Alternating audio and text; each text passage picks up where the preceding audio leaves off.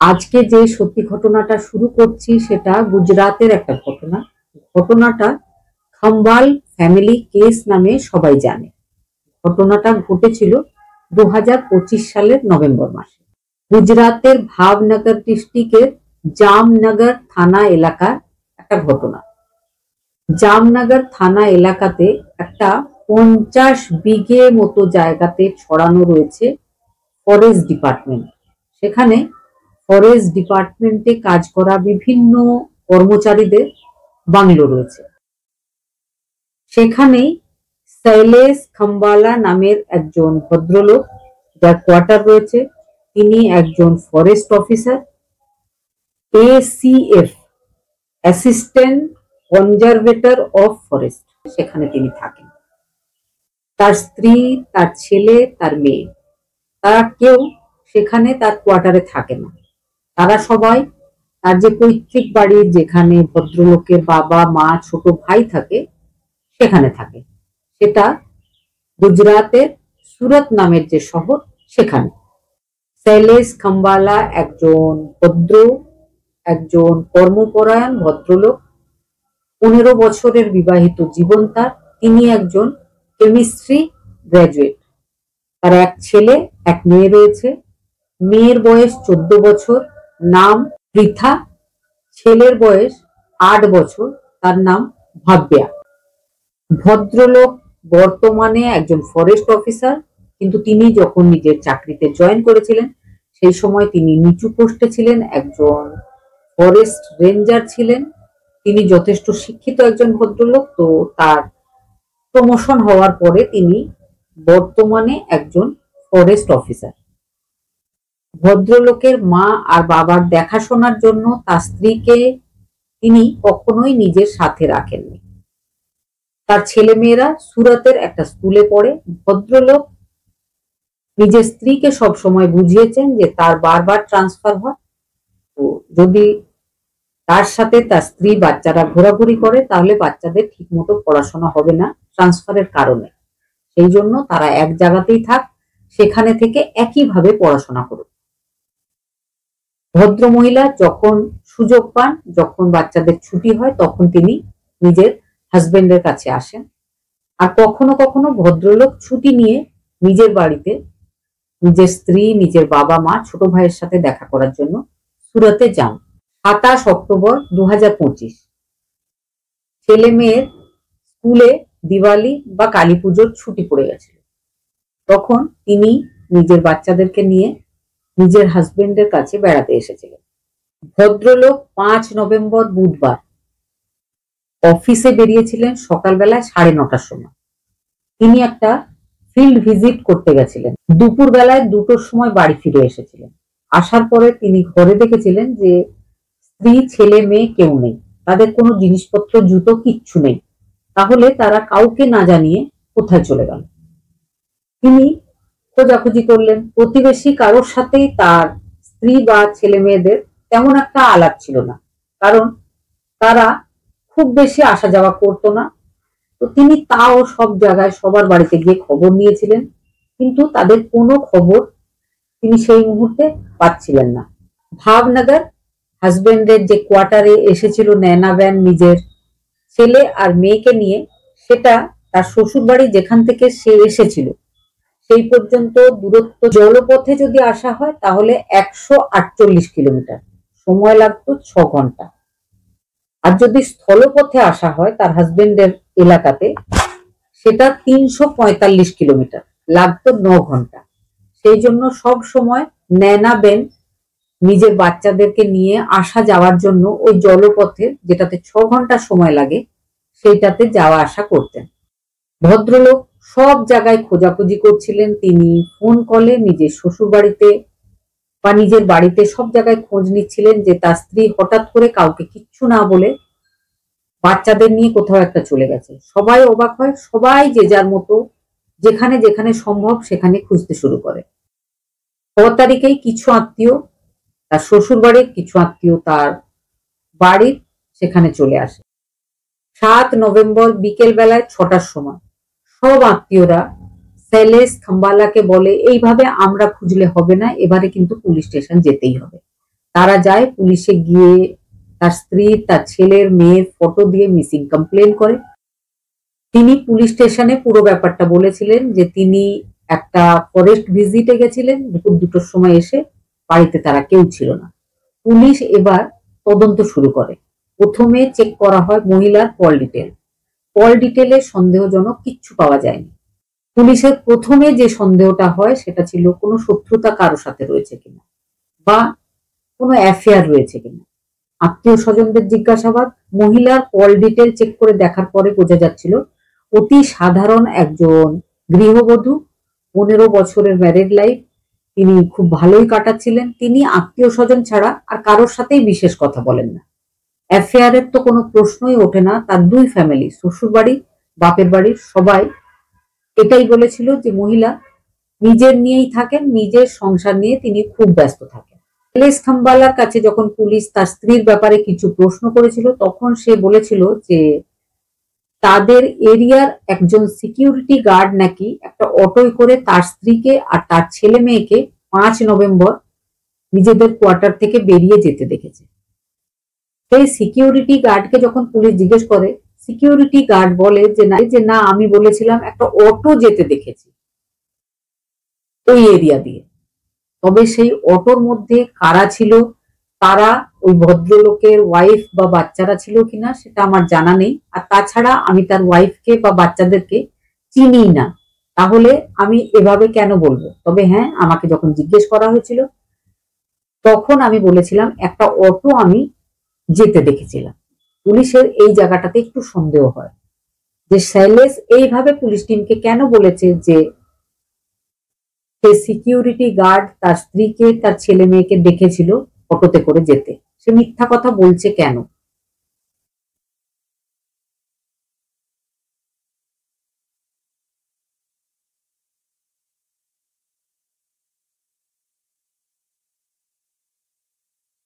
Police টিমকে শৈলেশ খাম্বালা যায়, personally request করে যে 2-4 দিন আপনারা তদন্তটা বন্ধ রাখুন, আমার স্ত্রীকে খুঁজবেন কিন্তু সব জায়গায় জানাবেন না, আমি একটু বাড়ি যাই, নিজের মতো করে আত্মীয় স্বজনদের সাথে কথা বলে একটু খোঁজার চেষ্টা করি। যদিও পুলিশ খোঁজ করা বন্ধ করেনি, তবে ভদ্রলোক বলেছিল মান সম্মানের ব্যাপার, লোকজন জানলে তাদের ফ্যামিলির সম্মানহানি হবে, তাই জন্য যেন লোকজনকে না জানানো হয় যে তার স্ত্রী, তার ছেলে মেয়ে নিখোঁজ হয়েছে।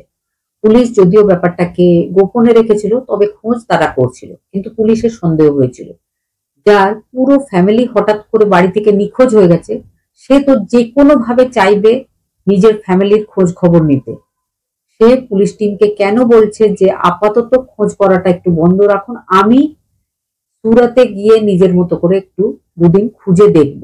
14 নভেম্বর শৈলেশ আবার ফিরে আসে নিজের ভাবনগরের কোয়ার্টারে। সে নিজের কিছু প্রতিবেশী, কিছু কলিগকে নিয়ে ডিএম এর অফিসে যায়। সেখানে গিয়ে একটা অ্যাপ্লিকেশন জমা দেয়। অ্যাপ্লিকেশনে সে লিখেছিল যে তার স্ত্রী কোথায় গেছে, ইমিডিয়েটলি পুলিশ যেন খুঁজে বের করার চেষ্টা করে। পুলিশ কিন্তু বিভিন্ন ভাবে তদন্ত করছিল। পুলিশ সিসিটিভি চেক করেছিল। সিসিটিভিতে পুলিশ দেখেছিল দিওয়ালির ছুটিতে যখন নয়না নিজের ছেলে আর মেয়েকে নিয়ে এসেছিল, তাদেরকে প্রায় দেখা গেছিল 27 তারিখ থেকে 5 তারিখের মধ্যে তারা মাঝে মাঝেই কোথাও ঘুরতে যাচ্ছিল। কখনো কখনো তাদের সাথে শৈলেশও ছিল।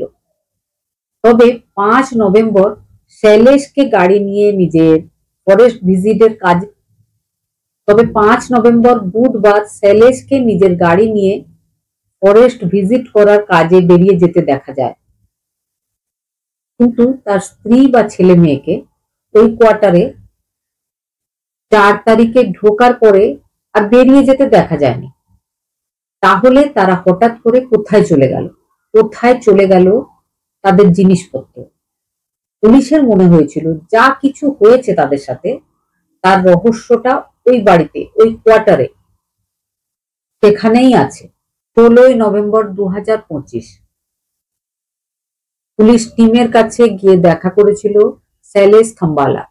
নিজের স্ত্রীর ফোনটা দিয়ে বলেছিল যে তিনি নিজের বাড়িতে অনেক খোঁজাখুঁজি করেছেন, যদি কোনো সন্দেহজনক ব্যাপার দেখতে পান সেই জন্য ফোনটা তিনি খুঁজে পেয়েছেন। তার স্ত্রী ফোনটা বাড়িতে রেখেই গেছে। ফোনটা নিয়ে গিয়ে পুলিশ স্টেশনে দেওয়া হয়। পুলিশ টিম খুব ভালোভাবে চেক করে ডিলিট করা মেসেজগুলো রিকভার করে বোঝার চেষ্টা করছিল যে ওই মহিলার মেসেজ থেকে কোনো ক্লু যদি খুঁজে পাওয়া যায়। এদিকে মহিলার হোয়াটসঅ্যাপে একটা আনসেন্ড মেসেজ পাওয়া যায়, কারণ ওই মেসেজটা টাইপ করার পরে ফোনটা এয়ারপ্লেন মোডে ছিল, যার জন্য নেটওয়ার্কের কোনো কানেকশন ছিল না। মেসেজটা তিনি নিজের হাজবেন্ডের ফোনে পাঠাতে চেয়েছিলেন, ফোনটা এয়ারপ্লেন মোডে চলে যাওয়ার জন্য মেসেজটা কিন্তু সেন্ড হয়নি। মেসেজটাতে লেখা ছিল যে তিনি স্বেচ্ছায় নিজের ছেলে মেয়ের বাবার কাছে চলে যাচ্ছেন, তাকে যেন আর খোঁজার চেষ্টা না করা হয়। এই মেসেজটাতে ভদ্রমহিলা বোঝাতে চেয়েছিলেন যে তার একজন প্রেমিক রয়েছে, অন্য কেউ, আর যে বাচ্চাগুলো সেগুলো তার প্রেমিকেরই, অর্থাৎ তাকে যেন খোঁজা না হয়, তিনি এখন চলে যাচ্ছেন তার কাছে। এই ফোনটা যখন পুলিশ দেখতে পেয়েছিল, পুলিশের একটাই কথা মনে হলো, মহিলা যখন ফোনে মেসেজ টাইপ করলো সেই সময় দেখা যায় যখন মেসেজ টাইপ হয়েছে তখন শৈলেশ খাম্বালা আর তার স্ত্রী নয়না বেনের ফোনের সেম লোকেশন ছিল। সেম লোকেশনে দাঁড়িয়ে নিজের হাজবেন্ডকে মেসেজ টাইপ না করে যদি তিনি মুখেই বলে নিতেন হাজবেন্ডকে এই কথাগুলো, তাহলেই তো বেশি ভালো হতো। তিনি কেনই বা মেসেজ টাইপ করলেন? যদি টাইপ করলেন তাহলে সেন্ড করলেন না কেন? তো পুলিশের জন্য এটা একটা সন্দেহজনক ব্যাপার ছিল। এবার পুলিশ টিম ওই ভদ্রমহিলার টাইপ করা মেসেজ সেটা ভদ্রমহিলার বোনকে দেখায়, কারণ পুলিশ টিম আরো অন্যান্য হোয়াটসঅ্যাপ চ্যাটিং গুলো খুব ভালো করে লক্ষ্য করে দেখে তাদের মনে হয়েছিল যে ওই যে মেসেজটা লাস্ট মেসেজ যেটা আনসেন্ড থেকে গেছিল সেটা নয়না বেন লেখেনি, ওটা হয়তো নয়না বেনের হাজবেন্ড লিখেছে। নয়না বেনের বোনকে যখন মেসেজটা দেখানো হয় সেও দেখে বলেছিল যে এটা তার দিদির লেখা মেসেজ নয়। তার কারণ হচ্ছে ভদ্রমহিলা যেমন আমরাও করে থাকি, বাংলায় মেসেজ করি কিন্তু ইংলিশ অক্ষরে, ঠিক সেই রকম ভাবে ওই মহিলাও গুজরাটিতেই কথা বলতেন, কিন্তু অক্ষরগুলো হোয়াটসঅ্যাপে টাইপ করার সময় ইংলিশের বা ইংরাজির অক্ষর তিনি ব্যবহার করতেন। তিনি কোনো ইংলিশ ওয়ার্ড ইউজ করতেন না। হঠাৎ করে তার মেসেজের মধ্যে বেশ কিছু ইংলিশ ওয়ার্ড পাওয়া গেছিল, যেগুলো তার বোনের সন্দেহ বাড়িয়েছিল। তার বোন কিন্তু পুলিশকে বলেছিল এটা তার দিদির হাতের টাইপ করা মেসেজ নয়। এই ঘটনাটা জানার পর 15 নভেম্বর শৈলেশ খাম্বালার যে কলিগরা রয়েছে তাদের জিজ্ঞাসাবাদ শুরু হয়। তাদের জিজ্ঞাসাবাদ হলে তার থেকে একজন জুনিয়র কর্মচারী যার নাম অমিত বানিয়া, তিনি বলেছিলেন 2 নভেম্বর ভদ্রলোক তাকে তার বাড়ির কাছে দুখানা গর্ত করতে বলেছিল। জেসিবি মেশিন এনে গর্তটা করা হয়েছিল। একটা গর্ত 5.5 ফিটের, আরো একটা গর্ত 6.5 ফিটের। তিনি গর্ত করার কারণ হিসাবে বলেছিলেন যে বাড়ির চারিপাশে অনেক ময়লা হয়েছে, সেই ময়লাগুলো বাড়ির চারপাশটা পরিষ্কার করে তিনি সেই গর্তে দেবেন। আরো একটা ব্যাপার তিনি বলেছিলেন, তার বাড়ির আশেপাশে জল জমা হয়ে যাচ্ছে, তিনি গর্ত করে সেই মাটি দিয়ে ওই জলের জায়গাগুলো একটু উঁচু করবেন। বাড়ির ঠিক পাশেই জল জমা হয়ে থাকলে তার ভালো লাগছে না। যেহেতু অমিত বানিয়া একজন জুনিয়র কর্মচারী, সঙ্গে সঙ্গে তার কথা মতো বাড়ি থেকে 20 ফিট মতো দূরে দুখানা গর্ত সে করে দিয়েছিল 2 নভেম্বরে। 2 নভেম্বর যে গর্তগুলো করা হয়েছিল সেই গর্তগুলো 5 নভেম্বর ভর্তি হয়ে গেছিল। আবারও নিজের আরো একজন জুনিয়র কর্মচারীকে তিনি বলেছিলেন 2 ডাম্পার মাটি চাই। 2 ডাম্পার মাটিও তার জন্য বাইরে থেকে অর্ডার দিয়ে আনানো হয়েছিল। সেই মাটিটা তার কোয়ার্টারের কাছে, যেখানে তিনি ওই গর্ত দুটো ভরাট করেছিলেন, ওর উপরে ওই মাটি দিয়ে সুন্দরভাবে আরো উঁচু করে ভরাট করেছিলেন, যাতে আশেপাশে যে জল দাঁড়িয়ে আছে সেই জলটা আর না থাকে। তার একজন জুনিয়র কর্মচারী গিরিশ 2 ডাম্পার মাটির ব্যবস্থা করে দিয়েছিল। সে যখন ডাম্পার নিয়ে ওই ভদ্রলোকের বাড়ির কাছে এসেছিল, কোন জায়গাটাতে মাটিটা ঢালা হবে সেইটা জানার জন্য সে যখন ওই গর্তের দিকে এগিয়ে যাচ্ছিল, তখন শৈলেশ বলেছিলেন যে ওদিকে যেও না। সকালবেলায় আমি যখন ওদিকে গেছিলাম, একটা বিষাক্ত সাপে পা পড়েছিল।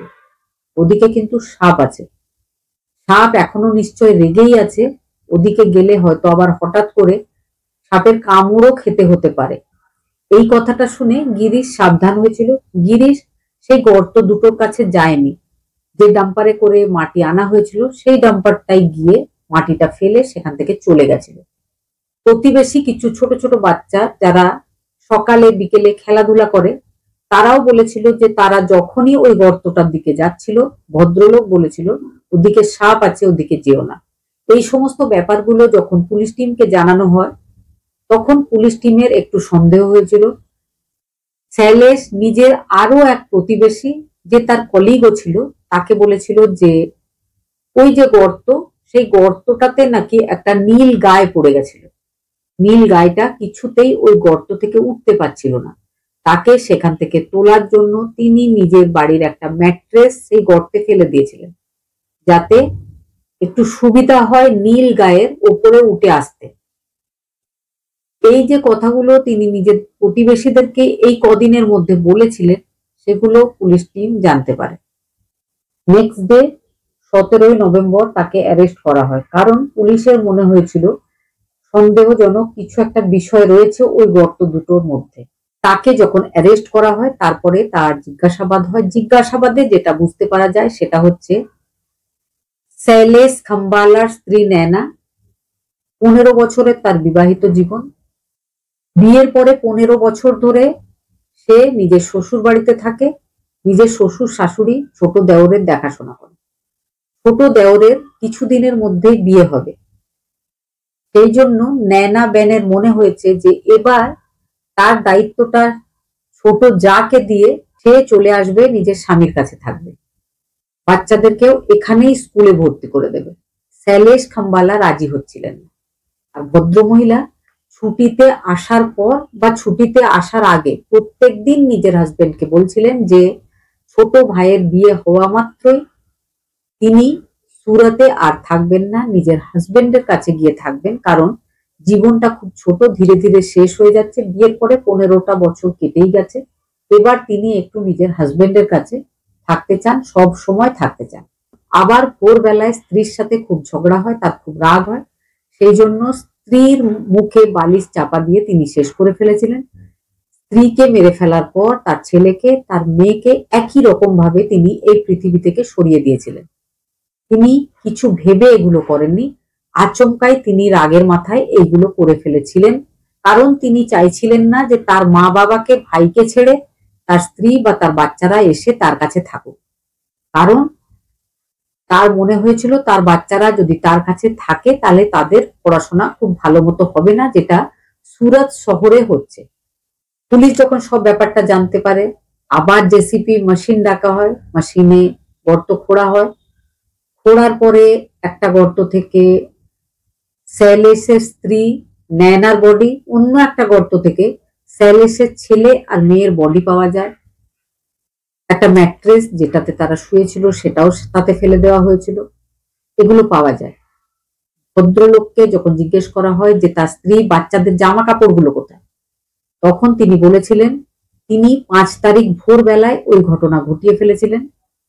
তারপরে তিনি তাদের জিনিসপত্র, জুতো সবকিছু নিজের সাথে প্যাকিং করে নিয়ে গিয়ে তিনি ফরেস্ট ভিজিট করতে যাচ্ছিলেন। তখন একটা নদী পড়ে, সেখানে তিনি তাদের জিনিসের ব্যাগগুলো ফেলে দিয়েছিলেন। তারপরে অভিনয় করে তিনি কাজে চলে গেছিলেন, আবার কাজ থেকে ফিরে এসেছিলেন।